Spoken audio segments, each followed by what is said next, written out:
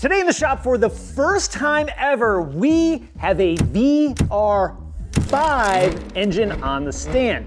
Not only is it the first time ever in the shop, it's the first time ever I've worked on one of these things, and I've really only seen like one in real life, so this should be pretty awesome. I got this engine from my buddy Nick at Open Air Imports, and this thing is gonna go in a future swap that unfortunately I can't tell you about just yet. However, it's gonna be awesome, and I think you're gonna love it. I think to start, we need to strip off some of this extra stuff like wiring and coolant, and then we'll go from there.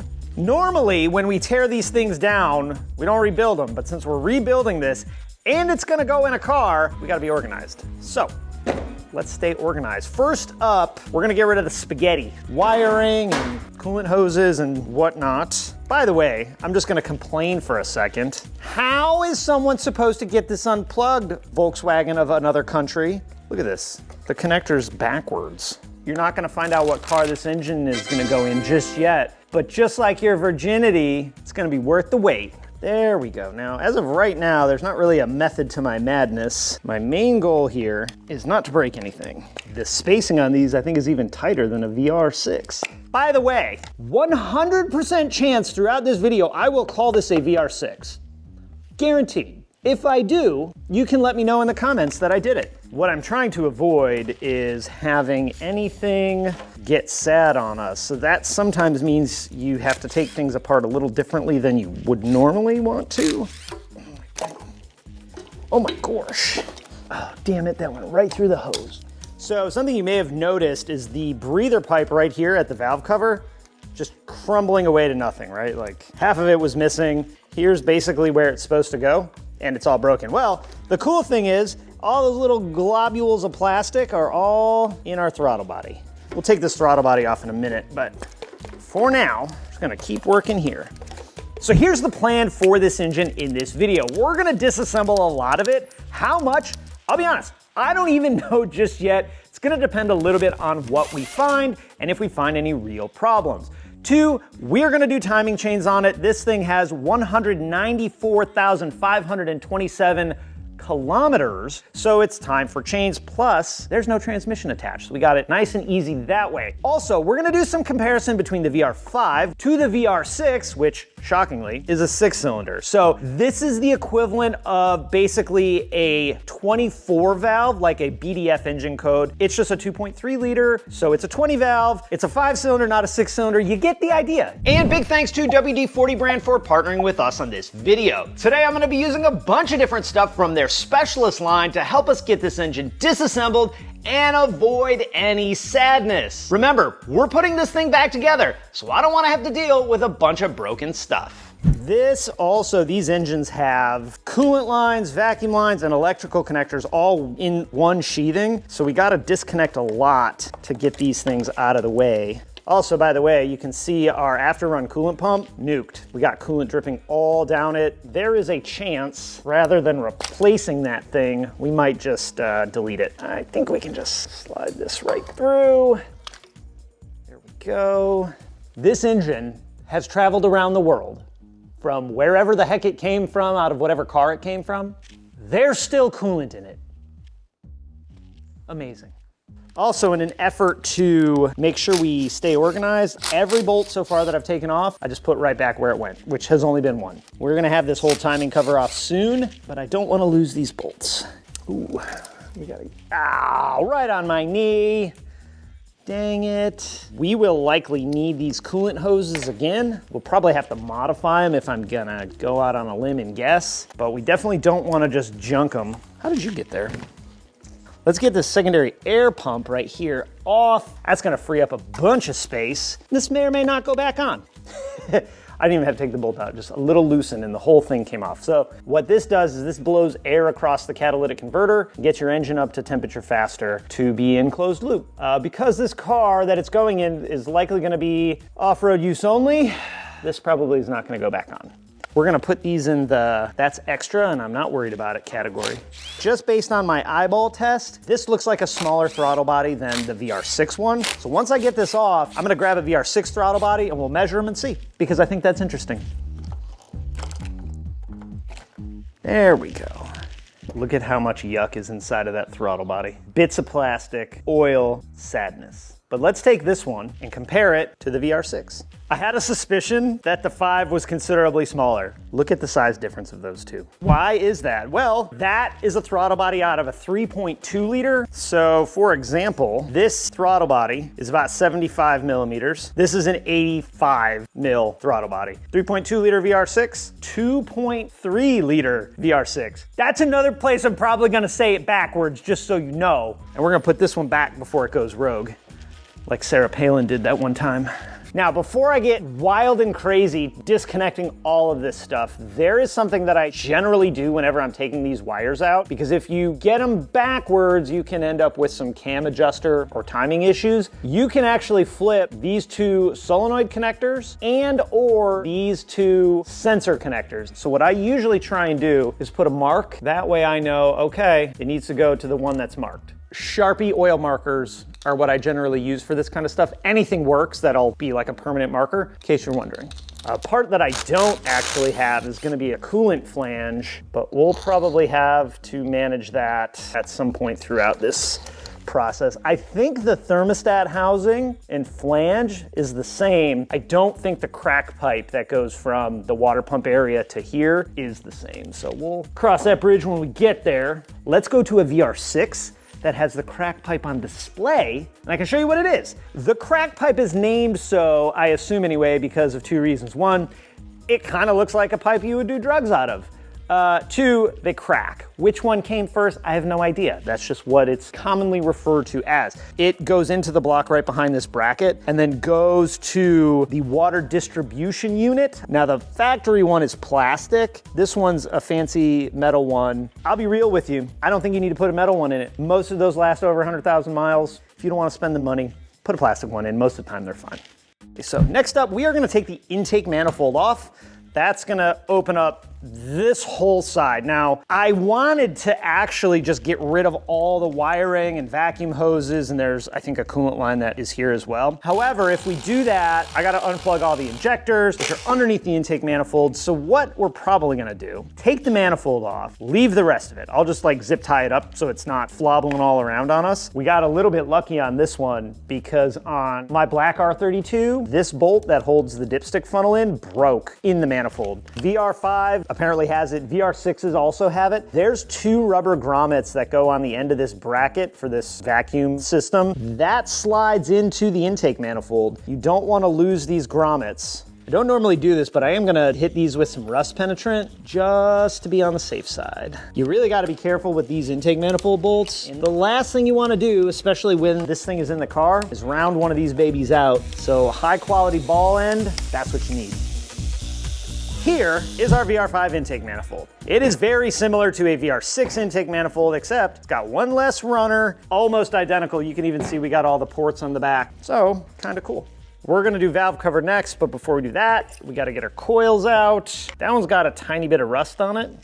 So there's a little bit of water and a little bit of crust in that one. Nothing I'm super worried about. Ooh, that's not good. That one has a lot of water in it. I can see the top side of the spark plug and that's about it. My assumption, two things. One, someone washed the engine at some point after pulling it out of the car, whatever car it was in, right? It was out of some Mark IV or B5, somewhere rest of world. Maybe when it was getting transported, it got rained on. No real way to know for sure at this point. I'll flip the engine over. That'll let all the water come out of it. We'll flush that out before we take the spark plug out. The major thing I don't want to deal with is taking the spark plug out and a bunch of crap getting in our engine, because at this point in time, I'm not planning on pulling the cylinder head. That may change, obviously, but if I don't have to, I'm not gonna. So let's flip it over and let it drain out. Hope for the best.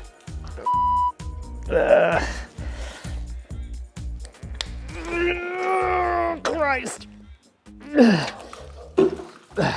we go. Oh, cool. There we go. We got it out. I bent the crap out of the heat shield, but we'll worry about that in a minute.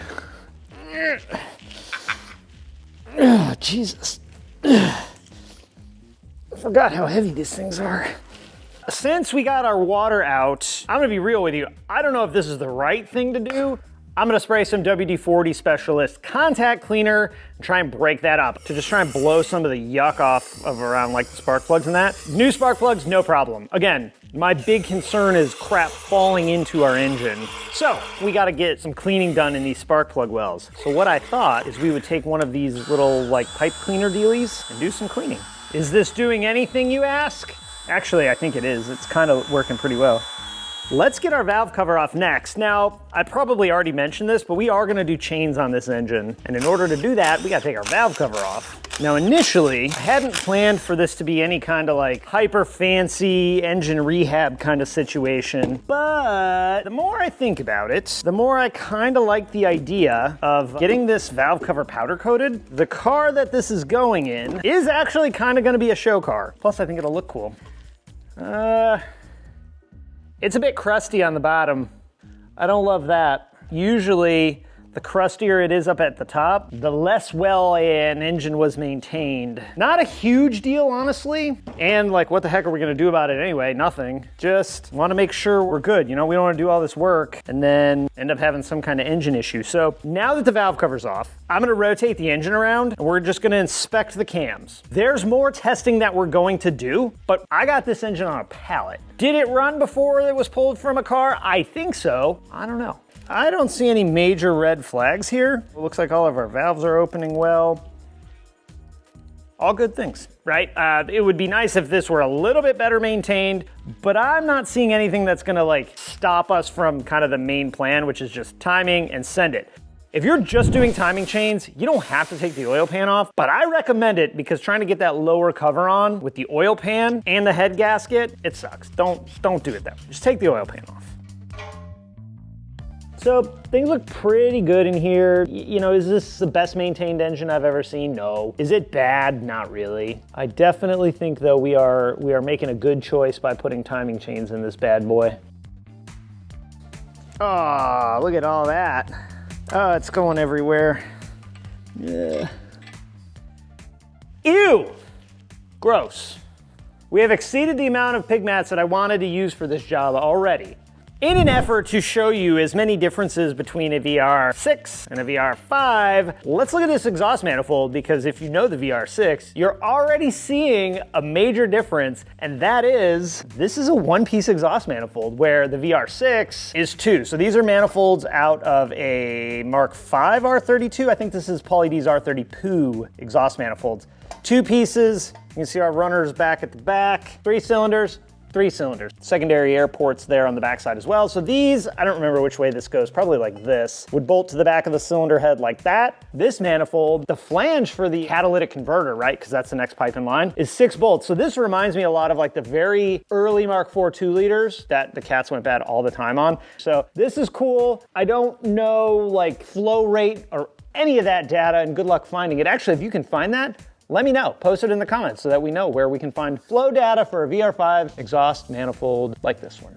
Now, in our swap, I'm a little worried about how far back this sticks out. There's that big heat shield that went over all this. We'll cross that bridge when we get there. But the whole point of all this, put chains on this engine. So I'm gonna clean this off a little bit before we start tearing stuff apart. I also have the whole front side of this engine that I need to clean, but we're gonna have a different approach for that. This is more on the timing chain side situation. I don't know what was actually leaking, if it was valve cover leaking down over time or what, but we got a lot of oil on the back side of here. Let's do the coolant flange first. We will likely be putting a new one of these on because they leak often. Oh, great. That's really just terrific. Well, nothing to catch it with. Pointlessly put that there. That's irritating. But on a plus note, look at how yucked up that seal is on this coolant flange. This is likely from oil leaking on it, expanding that seal, causing a coolant leak. Super duper common. So definitely gonna get a new one of these babies. This bolt right here that I'm taking off is the tensioner bolt for the upper timing chain. This is the similar style tensioner that the EA 888s have for their balance shaft modules. I think I've only actually seen one of these fail. This one looks pretty crusty though. So since I dropped that on the ground and it came apart, let me show you what it looks like. So here's the threaded piece. There's a little hole in it that oil can go through. There's a spring that lives in it, and then there's a little sleeve. And this pushes up against the rail behind this cover, you'll see that in a second, to hold it to keep tension on the timing chain. Good thing we have a new one of these.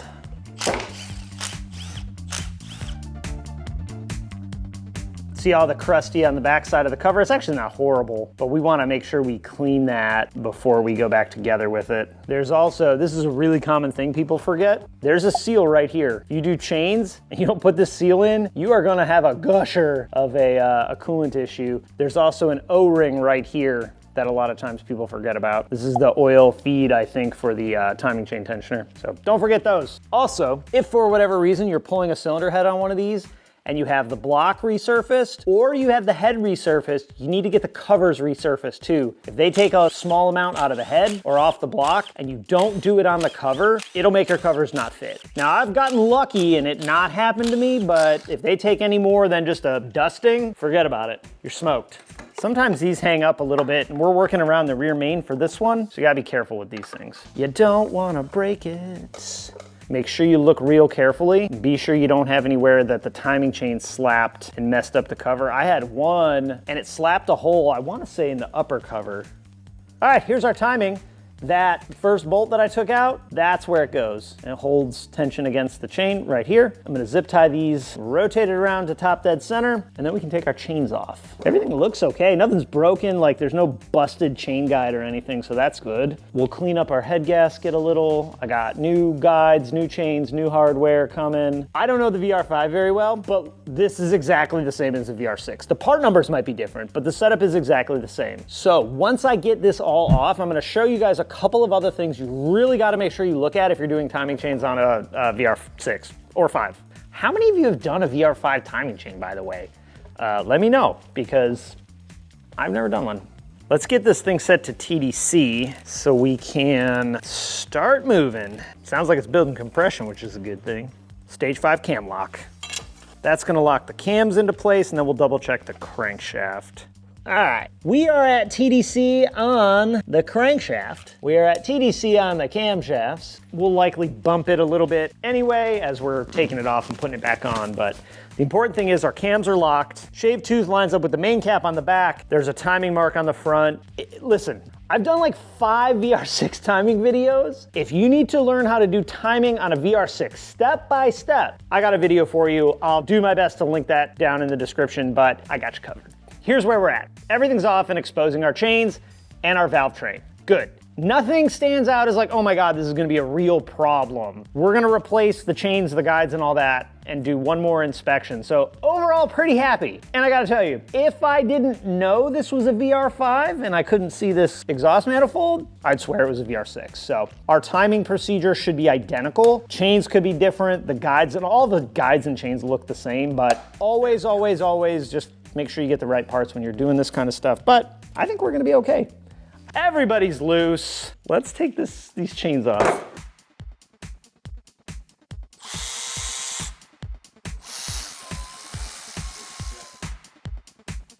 Look at this chain. Here's a really important piece of this puzzle. This is called the intermediate gear set. That's what I call it anyway. This bolt, one-time use. The cam bolts, one-time use. No surprise there. If you're doing timing, VR5, VR6, I don't care. You need to look at both of these gears because both of these gears actually wear. And as I'm looking at this one, you can see it's pretty worn.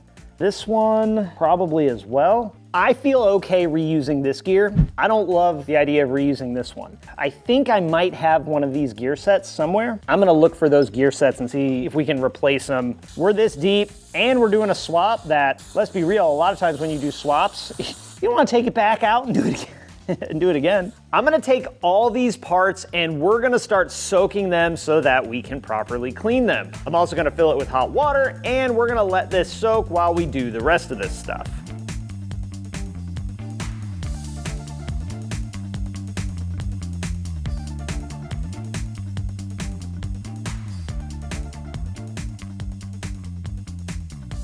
As I do these timing chains, you're probably wondering, hey man, like, aren't timing chains supposed to be lifetime of an engine? And yeah, I guess. Well, think about it this way. If your timing chain fails, has it not lasted the lifetime of an engine? That to me is like automotive manufacturing BS logic right there. But the next thing we're gonna do is I wanna check to see how much wear this chain has. Here is our timing chain kit.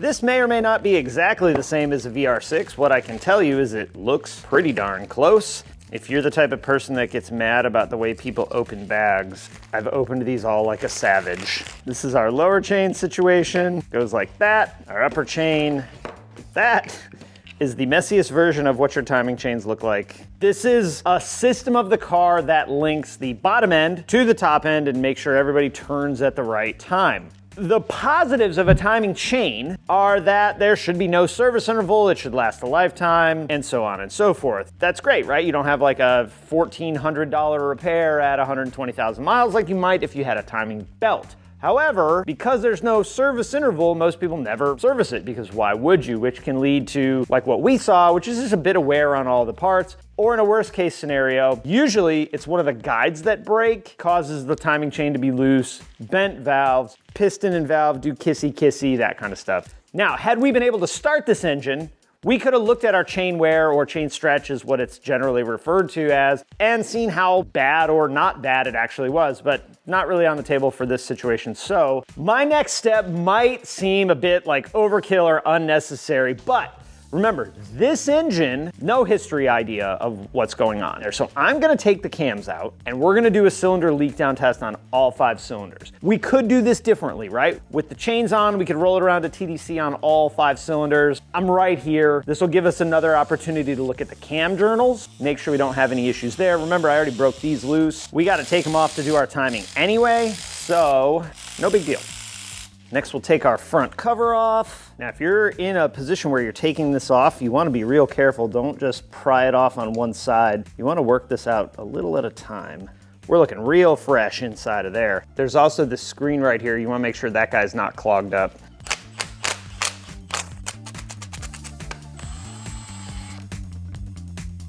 All right, moment of truth. Cam out. Journals look pretty good. Pretty much what I'm looking for when I'm taking cams out, looking at journals, looking for a handful of things. One, in the journal right here, I'm looking for any scoring or signs of oil starvation. Maybe it's blue, maybe there's deep gouges in it. None of that is what we want. I'm also looking at these rollers right here for the rockers to be sure that it doesn't have any of the same kind of issues. And other than having some discoloration in the top of the cylinder head, which is not abnormal really, everything on that side anyway looks pretty good. I'm pretty happy about this. Now I gotta take those spark plugs out that were all crusty dusty. Hopefully they are on good behavior. As long as they come out. Probably could have got away with not replacing those. Oh, there's something in it. That was what was in the cylinder, or the spark plug well rather. It's like a little piece of plastic straw or something. Well, now that that's out of the way. 3, that one's a little crusty. This is the one I was worried about because that was the one that was full of water, but it came out okay. So we'll just put some new ones in, be good to go. But honestly, we probably could have ran these and it would have been fine.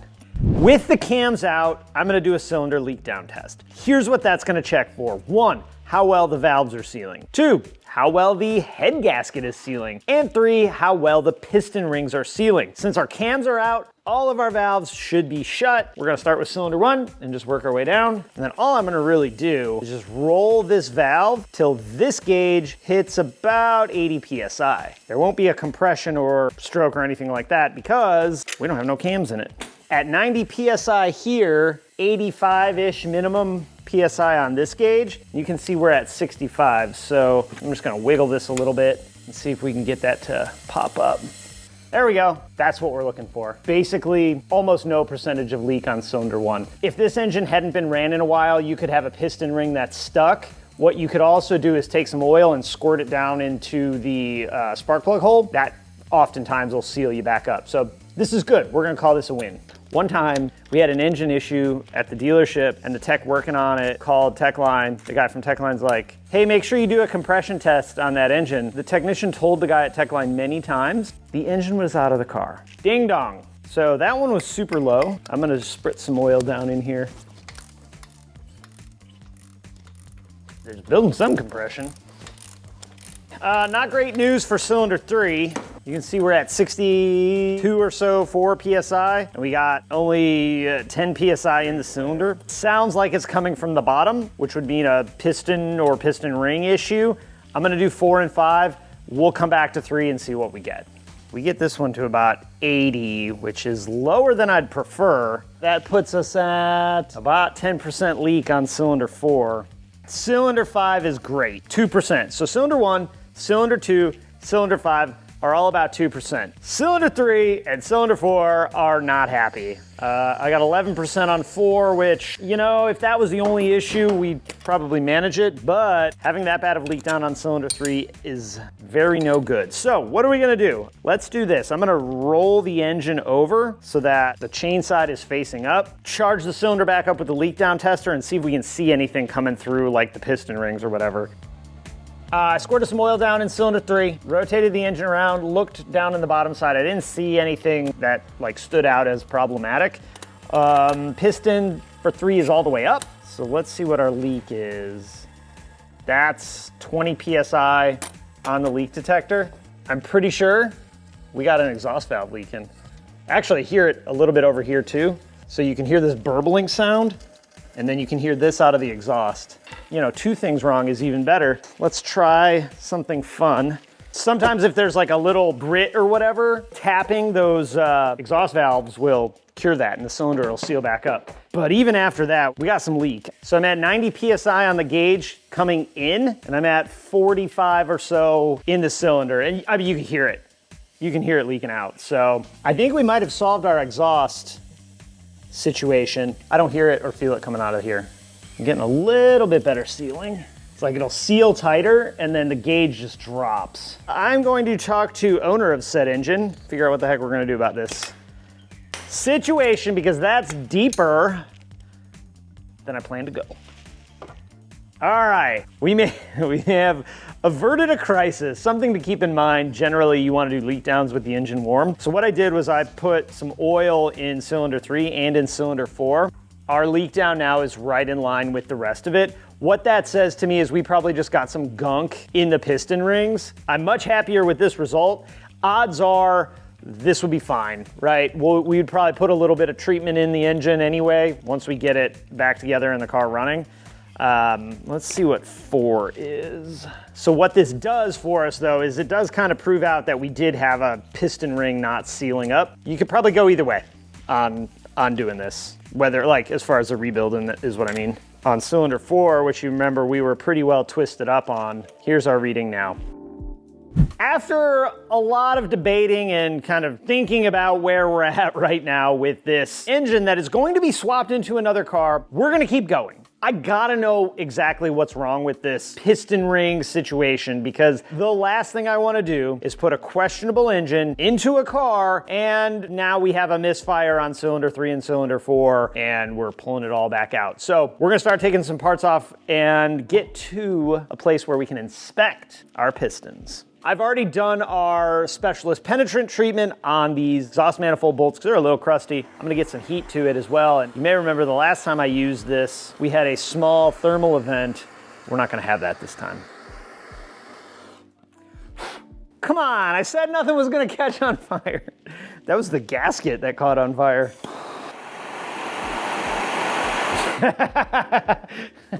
There's also another fire extinguisher right here. Like 4 of them. And we have the shop door open, so I think we're gonna be all right. I hope anyway. Minus that small, tiny thermal event. Last thing we want is one of these to break off in the cylinder head. Although we're probably gonna send it to the machine shop, so maybe it's not that big of a deal.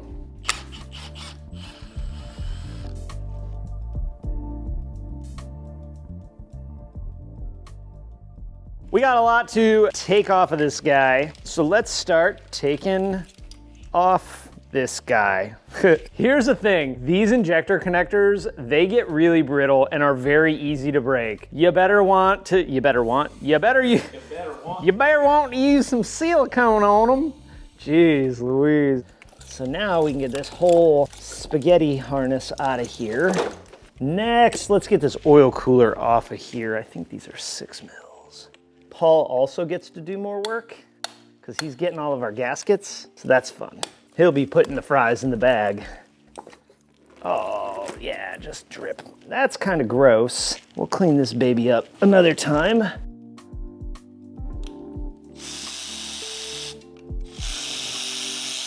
When we go back together with it, I'll show you a cool way to deal with these alternator bolts.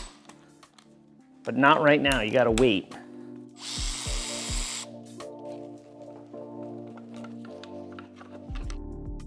If you're taking out a compressor on similar vintage of Volkswagen, be careful because sometimes on the lower bolt hole pass-through, there's a sleeve that you gotta be mindful of. I don't know if this one has it or not. It doesn't look like it.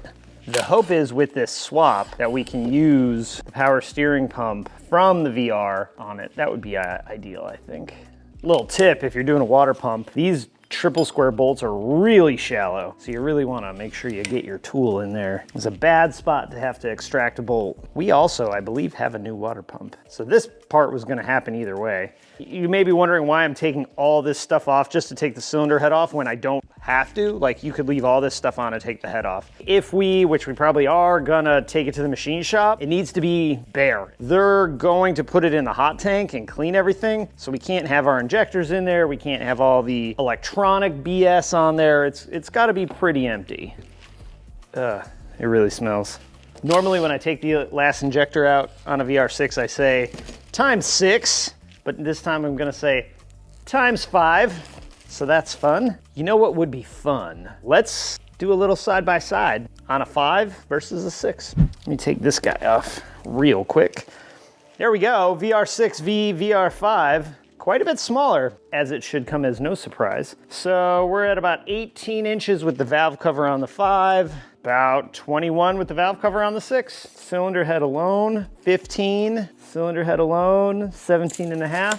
I really think for this swap, this 2-inch shorter engine is gonna work out to our advantage. I really do. We'll do another compare when we have all the covers and everything on this one as well, just so they look a little similar, but VR5, 2.3 liter, 20 valve. VR6, 3.2 liter, 24 valve.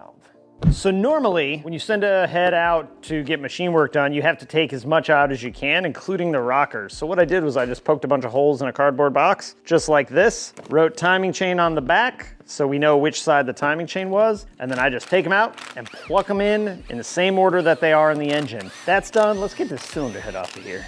Those are some tight bolts, friends. Make sure we got all our bolts. Moment of truth. That should lift right off is what I was about to say. And here we go. That's heavy. Let's get the gasket off of here. Gross. I know there's a little bit of yuck in here, but nothing major. Our valves all look nice and closed. So, one cylinder head, which leaves us with a block full of oil, at least in one cylinder. So there's definitely some chunks in cylinder 3. It might have been all right, but also it equally might not have been all right. I'm glad we did what we did. It's a much lighter of an engine now though. By the way, not all VRs have this little plate here. It's kind of strange. You may remember this is where our intermediate gears were bolted to, the big one and then the small one. That connects our upper and lower timing chain. This gear connects to another piece a little lower in the engine, or deeper in the engine I should say. That is what drives our oil pump. This is a vital part of the operation. If you forget that, your engine will last like 4 seconds and then nuke. Fresh rebuild, nuke. So bottom side, we gotta get our oil pump off. I still gotta deal with this crank gear in some capacity. This oil pump will probably reuse. Usually these are pretty solid. It just needs likely some love.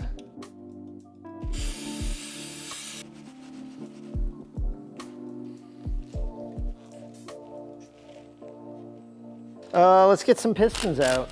Unlike when we normally do these engine teardown videos and it's like, oh my God, this engine, this piece is cooked. These bearings, they look fine.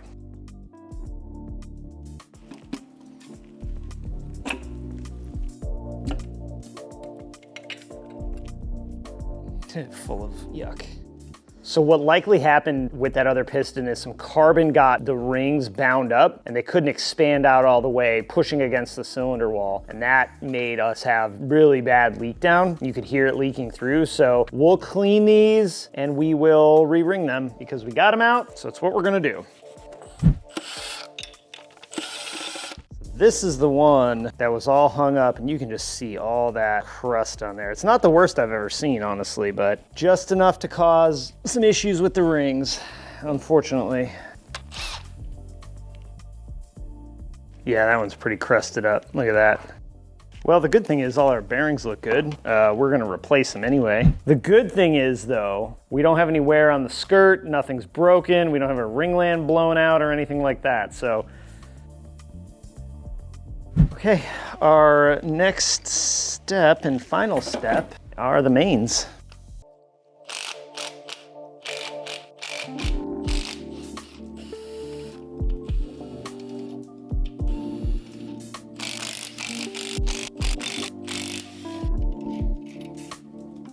There's one. Oh, the bearings look great. Awesome. Not bad for 100 and, what did we say, 17,000 miles? Not bad at all. 4, we're gonna do last. Why do 4 last, you ask? Because 4 is the one that has our thrust washer in it, which I'll show you what that is in just a moment. And 4 is usually the hardest one to get out. In addition to the main bearing, has these guys right here. What these do is these control how much movement the crankshaft has front to back. There's a bunch of different styles. This is pretty common VR setup. And then we're gonna take our pulley, we're gonna put it back on so we can store our crankshaft. Christ, that's heavy. Okay, I think it's pretty safe to say that that escalated very quickly and way more than I had ever planned. Here's what's gonna happen next. I gotta get this accessory bracket off. I gotta get the bracket that's holding it on the stand off. We gotta load up the block. We gotta load up the cylinder head in the car and take it to the machine shop. They'll hot tank it. They'll check everything, check the deck on both the head and the block, hone the cylinders, probably do valve seals, but we're gonna let them test that and see if we have any issues. Then I'm gonna get it all back. I'll clean all these other doodads and bits and bops. We'll assemble the engine. In the next video, we might get some powder coat action happening to make a freshy fresh like the purple engine. If the first video tearing this down does really well, I will give you a little tease of the car that all this is going in because the car is awesome. So good luck. And I have a lot of work to do, so I'm out. Bye.